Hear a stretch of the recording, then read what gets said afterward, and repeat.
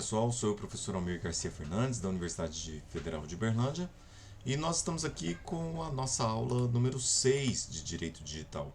Hoje nós vamos falar um pouquinho sobre assinatura digital e contratos eletrônicos. Bom, em primeiro lugar, nós já havíamos comentado na aula número 5 sobre documentos eletrônicos, né? E quando esses documentos começaram a se popularizar, começaram a aumentar a sua utilização em virtude do aumento também da utilização da internet, surgiu a dúvida de como seria garantir a autenticidade e a integridade desse documento, né? Será que o documento eletrônico valeria tal qual o documento físico em papel? E mais ainda, como comprovar que aquilo lá realmente era proveniente de uma declaração inequívoca de vontade? Então, a assinatura digital foi a forma que mais utilizada para realmente conferir a validade, né, desses documentos digitais. Tá? E essa assinatura digital, para que realmente ela pudesse dar garantia aos negócios jurídicos, ela foi feita baseada em uma criptografia assimétrica de chaves públicas e de chaves privadas. Tá? O padrão criptográfico manuseado para cifrar e decifrar mensagens, nós chamamos isso de chave, né?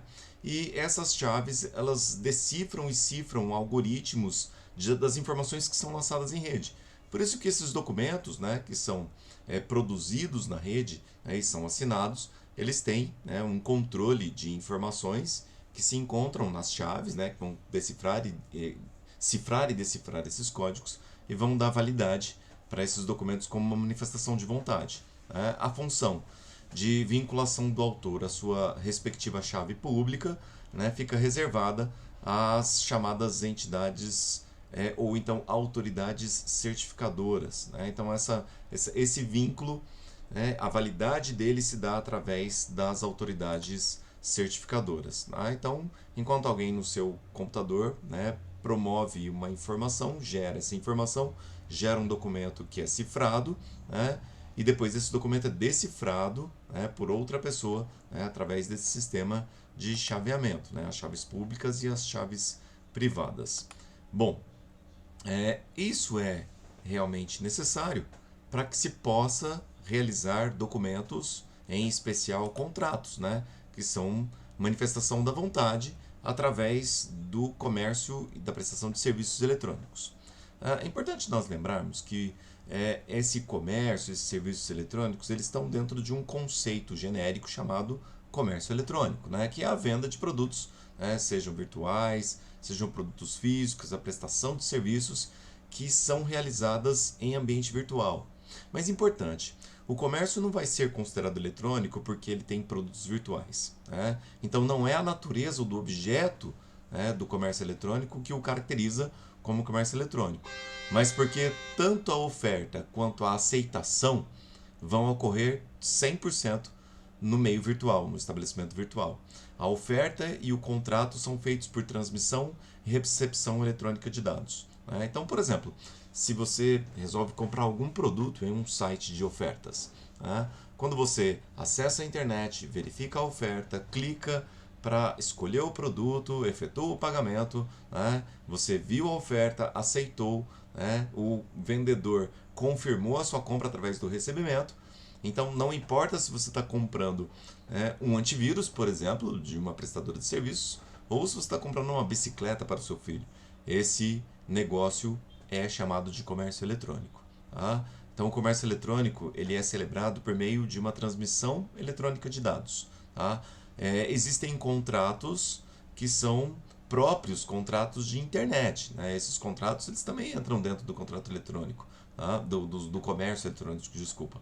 Tá? E eles são contratos próprios, específicos da internet que não haviam no ambiente físico. Já outros são contratos do ambiente físico que passaram a migrar para o ambiente virtual. Então, quando nós falamos, né, de contratos de internet, né, contratos próprios da internet, nós vemos hoje contratos, por exemplo, de serviços de conexão, contratos de armazenamento de dados, de manutenção de sites. Né?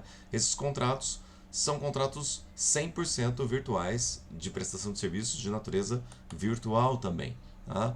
Então, por isso, quando a gente pensa em contratos eletrônicos, nós podemos ter dois tipos de contratos diferentes. Aqueles contratos que são 100% gerados no ambiente eletrônico, e outros contratos que são papelarizados e que são transferidos para o ambiente eletrônico, né? Como a gente já tinha falado, de documentos nato-digitais, né? E de documentos digitalizados. Na mesma forma, nós temos os contratos.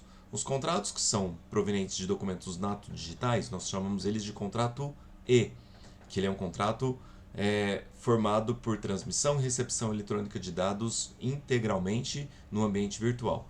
E os contratos digitalizados são chamados de contratos P, né? Porque esses contratos têm no papel ainda o seu suporte e depois eles são digitalizados, né? E depois eles são levados para o ambiente virtual. Nesse caso, aplica-se o que nós chamamos de princípio da equivalência funcional, ou seja, o suporte eletrônico, né, cumpre a mesma função do papel. Então, tanto o suporte eletrônico quanto o suporte papelarizado têm a mesma equivalência, né, têm a mesma funcionalidade. Tá? No comércio internautico, então nós vamos considerar feita a oferta no momento em que os dados da oferta são disponibilizados, né, no website, são disponibilizados nas redes sociais, né, que ingressam no computador, no notebook, no aparelho, né, de celular do comprador. E também a aceitação ocorre quando o próprio vendedor recebe essa informação, né, a aceitação de que o comprador tem interesse no seu produto ou no seu serviço. Tá?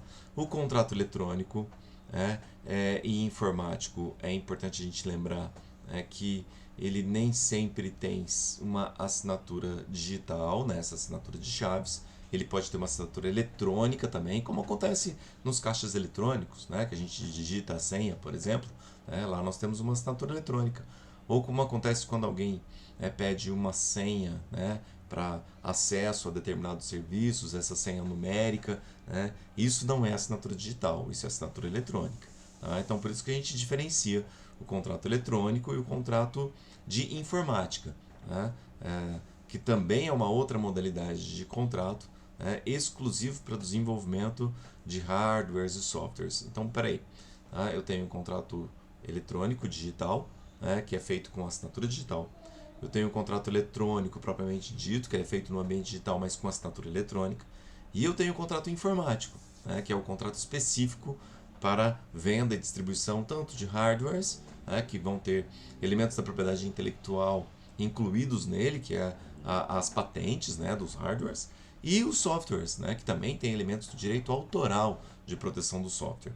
Esses contratos, em regra, são contratos de adesão, que vão ser feitos, na grande maioria, por meio de cliques de aceite, dos termos de uso. No caso, por exemplo, do software, quando a gente faz o download do software para os nossos aparelhos, de computador, notebooks, para os nossos celulares.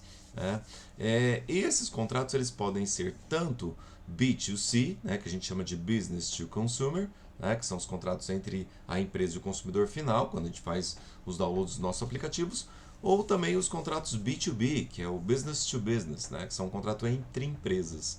Nós temos contratos, por exemplo, de armazenamento de dados, que são B2B, entre uma empresa que armazena dados de outra empresa, ou B2C, direto para o consumidor, quando você, por exemplo, aceita fazer o upload das suas fotos para para as empresas de armazenamento de dados, por exemplo, de fotos. Tá? E nós temos ainda, por fim, os contratos de transferência de tecnologia, que são os contratos pelo qual alguém cede para outra pessoa um conjunto de conhecimentos necessários para a fabricação de produtos e serviços. No meio da internet, nós temos os hardwares e os softwares.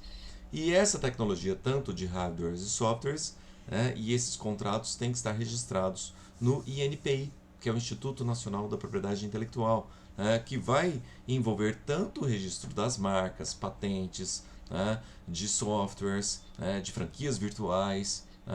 Esses contratos de transferência e organização de tecnologias são contratos específicos com registro específico no INPI. Tá? Nós podemos ter contratos de transferências de tecnologias definitivas, que se dão através de cessão, ou então temporárias, que são as licenças de uso. Tá? Então, os contratos de programa de computador podem ser cedidos da mesma forma para os usuários finais, e isso acontece muitas vezes através de licenças, porque nós somos apenas usuários do software. A essa venda a gente chama de venda de prateleira, software de prateleira. Ou então eu posso pedir um software para ser o titular final desse software, né? Que são os softwares por encomenda. Tá? O uso indevido de contratos, né, de softwares, né, dos bens protegidos na propriedade industrial constitui crime, né, no artigo 184 do Código Penal. Né? Usar os programas de computador sem licença configura também delito, né, de contrafação. Tá? A gente tem que lembrar que esses contratos eles têm regras específicas e eles precisam ser cumpridas, né, em especial para a oferta deles e registro no INPI e de transferência de titularidade. Tudo bem, meus queridos? Tá? Bons estudos a todos vocês.